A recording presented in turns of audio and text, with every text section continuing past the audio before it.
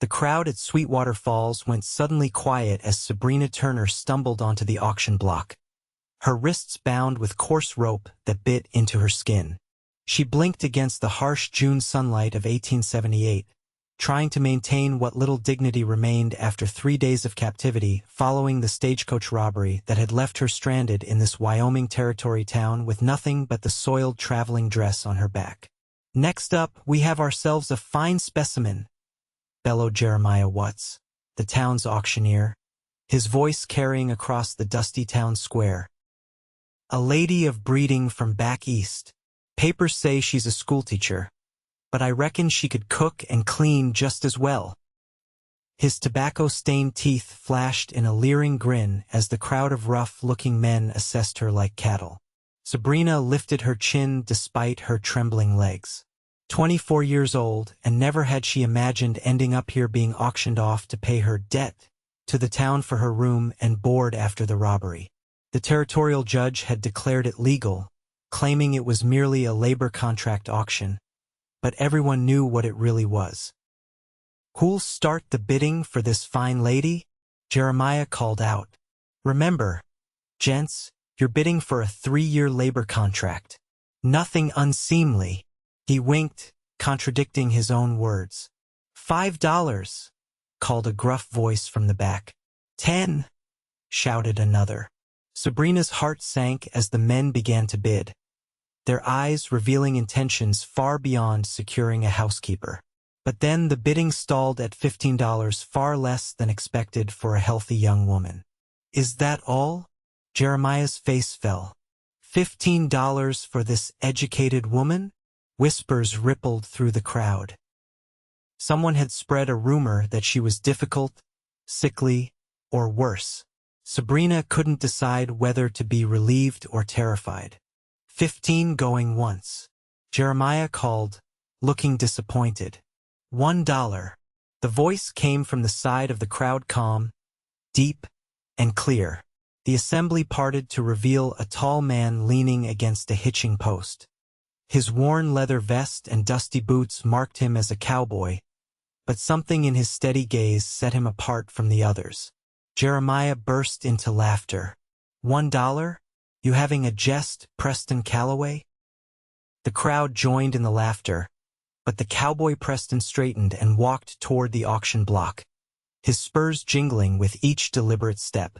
$1, he repeated, pulling a single coin from his pocket and flipping it toward the auctioneer. Jeremiah caught it reflexively, still chuckling. "You know the town needs to recoup its expenses, Calloway. What am I supposed to tell the mayor about accepting $1 for this woman?" Preston's eyes, the color of a summer storm, never left Sabrina's face as he responded. "Tell him she's priceless to me." The laughter died instantly. Something in his tone made even the roughest men shift uncomfortably. It wasn't a declaration of love, they were strangers but of principle. "Well now," Jeremiah said, clearing his throat, "this is highly irregular. Is there another bid?" Preston challenged, his hand casually resting near the holster at his hip. Silence fell over the crowd. No one moved.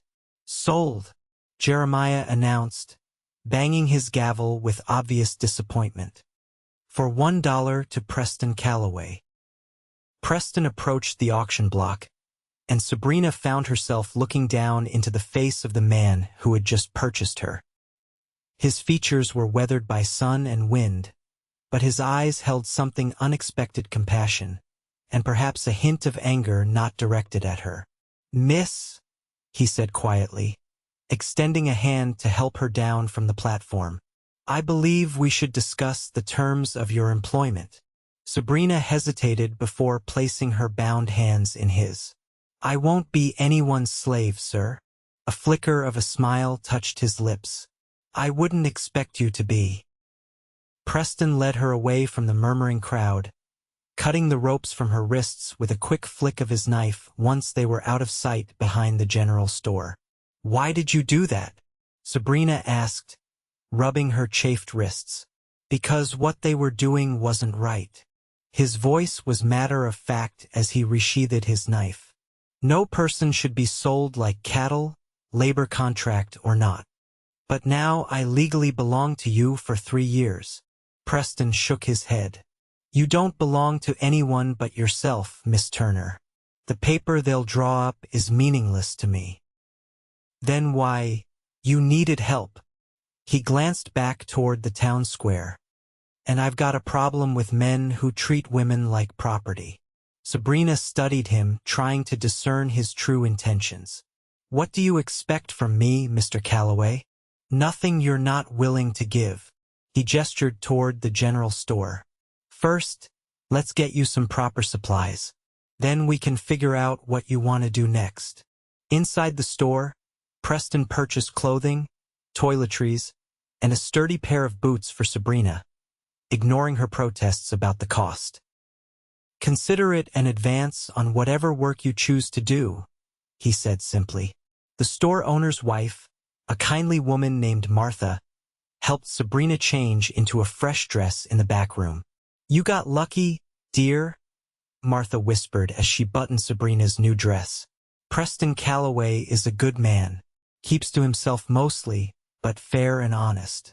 Runs the Cross Sea Ranch about 10 miles out of town. Why would he spend his money on a stranger? Sabrina asked. Martha smiled knowingly. Preston's mother was sold off much the same way after his father died, back in Missouri. He was just a boy then, couldn't do anything to stop it.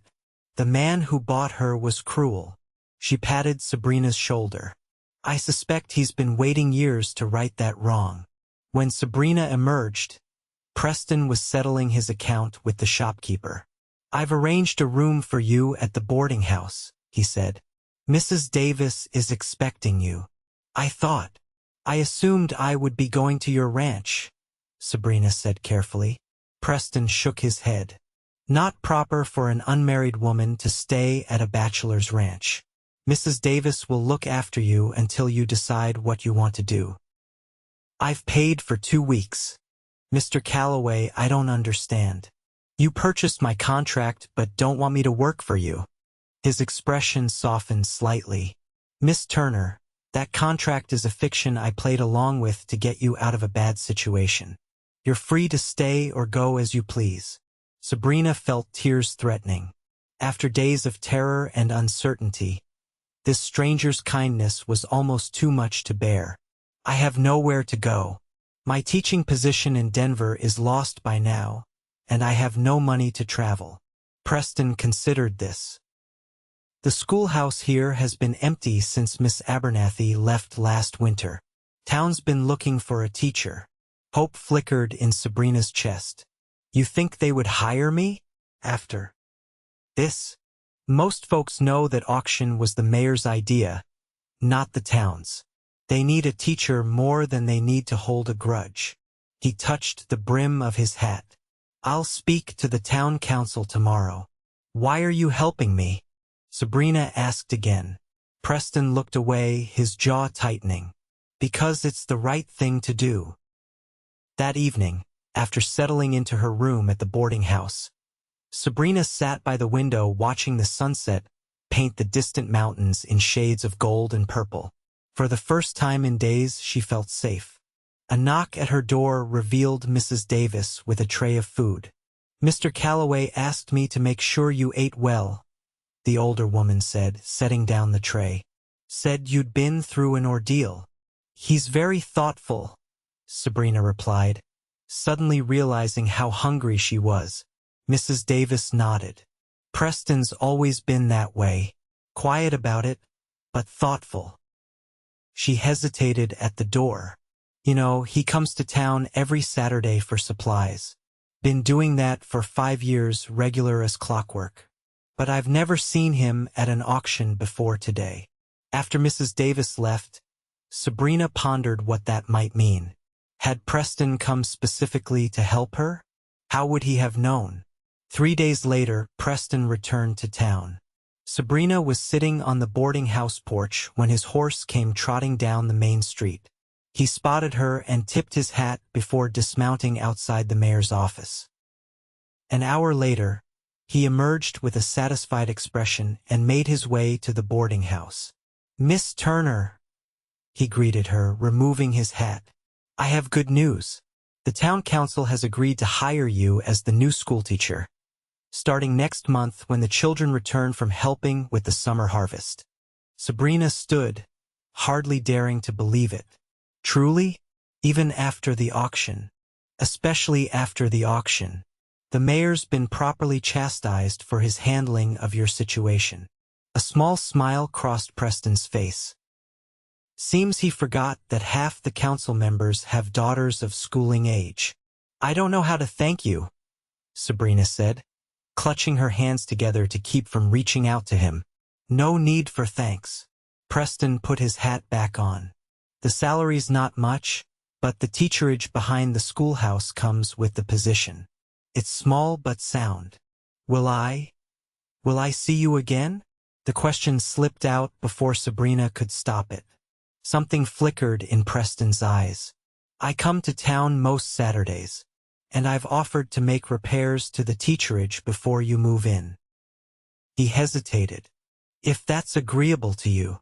"Very agreeable," she replied, perhaps too quickly. Over the next few weeks, as July blazed across the Wyoming Territory, Sabrina settled into life in Sweetwater Falls. The townspeople, seemingly eager to make amends for her treatment upon arrival, welcomed her warmly.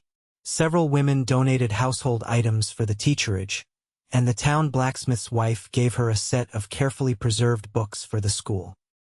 Each Saturday, Preston would appear in town, first attending to his business at the general store and the bank, then spending the afternoon working on the teacherage. Sabrina often brought him lemonade and sat nearby, telling him about her life back east and her journey west to accept the teaching position in Denver. Preston spoke little of himself at first, but gradually, as July turned to August, he began to share stories of his ranch, his small herd of cattle, and the two hands who helped him run it. "Why did you really help me that day?"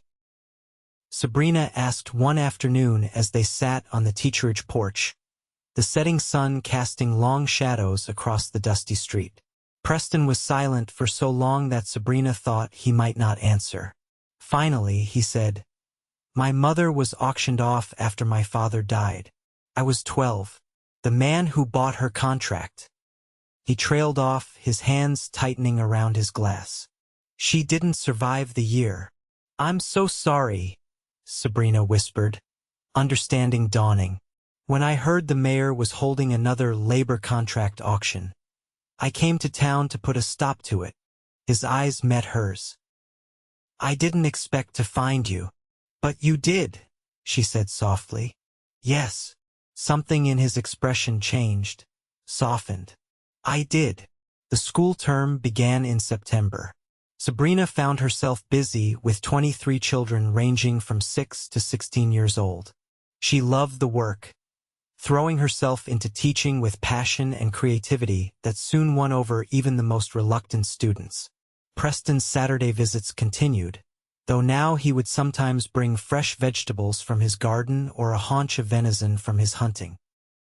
Occasionally, he would stay for supper, sitting across from her at her small table, his large frame making the teacherage seem even tinier.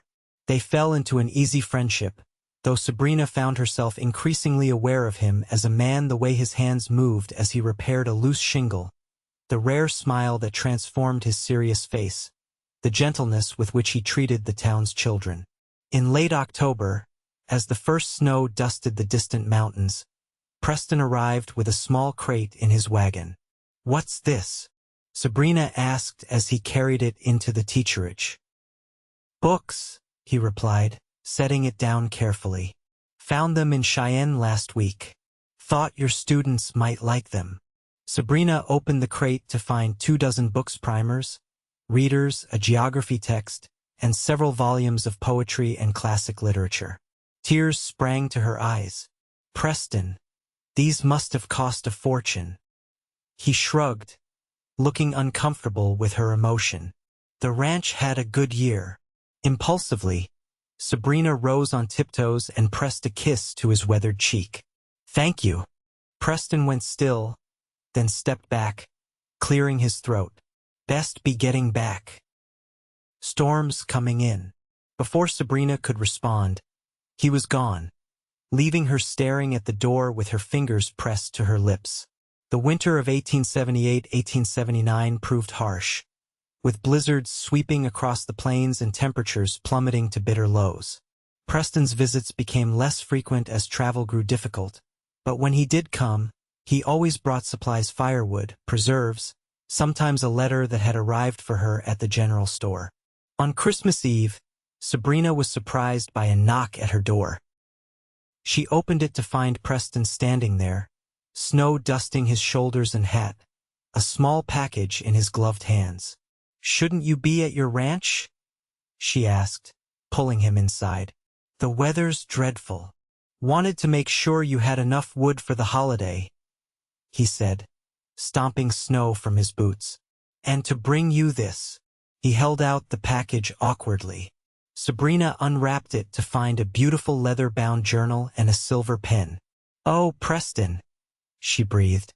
"Noticed you writing your lessons on scraps," he explained. "Thought you might like something proper. It's perfect." She looked up at him, suddenly aware of how close they were standing in her small parlor. "I have something for you too." She retrieved a package from beside her small tree, a hand-knitted scarf in deep blue wool. "I made it myself. I'm afraid I'm not very skilled." Preston took it reverently, running his fingers over the uneven stitches. "No one's made me anything in a long time." His voice was rough with emotion. Outside, the wind howled, rattling the windows. "You can't go back in this," Sabrina said firmly. "You'll have to stay here." Preston shook his head. "Wouldn't be proper." "I'll sleep in the classroom. You can take my bed." After much argument, Preston agreed to stay, though he insisted on sleeping in the chair by the fire rather than taking her bed. Sabrina made a simple Christmas Eve supper, and they sat together long into the night, talking softly as the storm raged outside. In the dim firelight, Sabrina found herself studying Preston's face, the lines around his eyes that deepened when he almost smiled, the stubborn set of his jaw, the unexpected gentleness in his gaze when he looked at her. "Why haven't you married?" she asked suddenly. Preston stared into the fire. "Never found the right woman. Or maybe I did, but I wasn't the right man." He glanced at her. "What about you? Pretty schoolteacher like you must have had suitors." Sabrina smiled faintly. "A few. None that saw me for who I am rather than what they wanted me to be." "And who are you, Sabrina Turner?" His use of her first name sent a shiver through her. "I'm a woman who wants to make a difference, to build something meaningful." She hesitated. "To be valued for my mind and heart, not just as someone's wife." Preston nodded slowly. "Sounds like something worth wanting." When Sabrina awoke the next morning, Preston was gone. In his place was a small carved wooden figure of a woman reading a book, with a note, "Merry Christmas. Thank you for your kindness." As winter gradually released its grip on the land, Preston's visits resumed their regular schedule. Something had shifted between them since Christmas, a new awareness, a tension that hung in the air whenever they were together. In late March, disaster struck. Heavy spring rains combined with melting snow sent the nearby river over its banks. The floodwaters threatened the lower part of town, including the school and teacherage. Preston arrived with his ranch hands as the townspeople were sandbagging the riverbank. For hours, they worked alongside the others, fighting to hold back the rising waters. Sabrina joined them, her skirts muddy and her hands blistered from filling sandbags.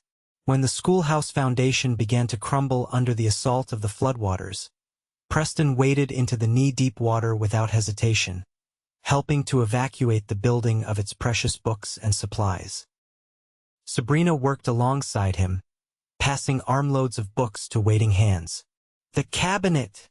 she cried suddenly, turning back toward the building. "The children's work is in there." Before Preston could stop her, she splashed back toward the tilting schoolhouse. He called her name and followed, catching up to her inside as she struggled with the heavy oak cabinet. "Sabrina, it's not safe," he shouted over the roar of water now pouring through the foundation. "Their work matters to them," she insisted, tugging at the cabinet. "It matters to me." With a muttered oath, Preston helped her drag the cabinet toward the door. They had almost reached it when a terrible groaning sound came from above. Preston looked up to see the ceiling beams shifting. "Run!" he shouted, shoving Sabrina toward the door. They burst out into the open just as part of the roof collapsed behind them. The force of it sent them stumbling into the floodwaters. Preston caught Sabrina around the waist, keeping her from being swept away by the current. For a moment, they clung to each other, breathing hard, his arms tight around her, her hands gripping his shoulders. "You could have been killed," he said hoarsely. "So could you," she countered, looking up at him with rain streaming down her face. Something broke in Preston, then a dam he'd built around his feelings. He cupped her face in his mud-streaked hands and kissed her, there in the rain and flood with half the town as witnesses. Sabrina kissed him back without hesitation, her arms winding around his neck. When they finally broke apart, Preston rested his forehead against hers. "I've been wanting to do that since Christmas," he admitted. "I've been wanting you to since October," she replied with a smile. The teacherage was damaged beyond immediate repair in the flood. Without discussion, Preston brought Sabrina to his ranch, installing her in the small cabin where his foreman had lived before getting married and moving to his own place. "It's still not proper," he acknowledged as he showed her the simple but comfortable space. "But it's the best I can offer for now." "It's perfect," Sabrina assured him, though in truth she was nervous about being so close to him, yet still separate. The main house stood just 50 yards away, across a neat yard dotted with cottonwood trees. In the weeks that followed, as the town rebuilt the schoolhouse and teacherage, Sabrina and Preston circled each other in a dance of growing attraction and careful restraint. They ate supper together each evening in his house, talking long into the night. During the days, Sabrina helped where she could around the ranch and rode into town to continue teaching in the church until the school was repaired.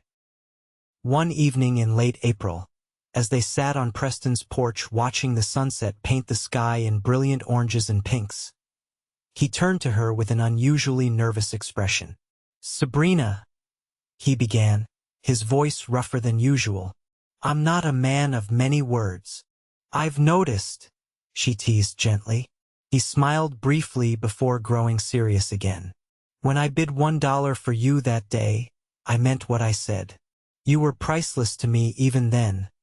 A woman I didn't know but couldn't stand to see treated as less than the remarkable person you are." Sabrina's heart began to pound as Preston took her hand in his. "These months of knowing you have only confirmed what I somehow sensed that day. You're the strongest, kindest, most determined woman I've ever known." He swallowed hard. "I love you, Sabrina Turner. I love your passion for teaching, your courage, your heart. I love the way you refuse to let anyone determine your worth but you." Tears filled Sabrina's eyes as Preston continued. "I know you value your independence. I'd never ask you to give up teaching or pursuing your dreams. But I'm hoping." He reached into his pocket and pulled out a small ring with a modest diamond.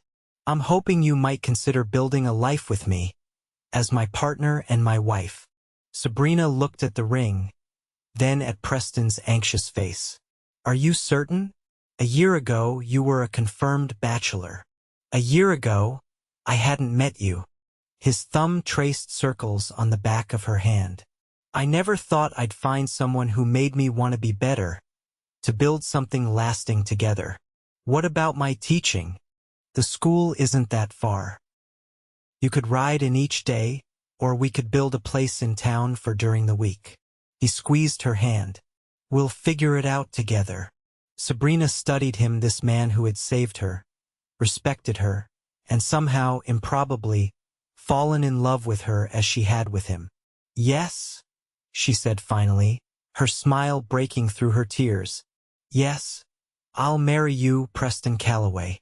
His face transformed with joy as he slipped the ring onto her finger, then pulled her into his arms for a kiss that promised a lifetime of love. They were married in June of 1879, almost exactly a year after the auction that had brought them together.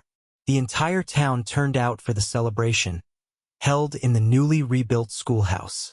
Even Mayor Richards attended, somewhat sheepishly offering the couple a fine grandfather clock as a wedding gift. Preston had expanded the main house at the ranch, adding a proper study where Sabrina could prepare her lessons and grade her students' work. She continued teaching, riding into town each morning on the beautiful mare Preston had given her as a wedding present.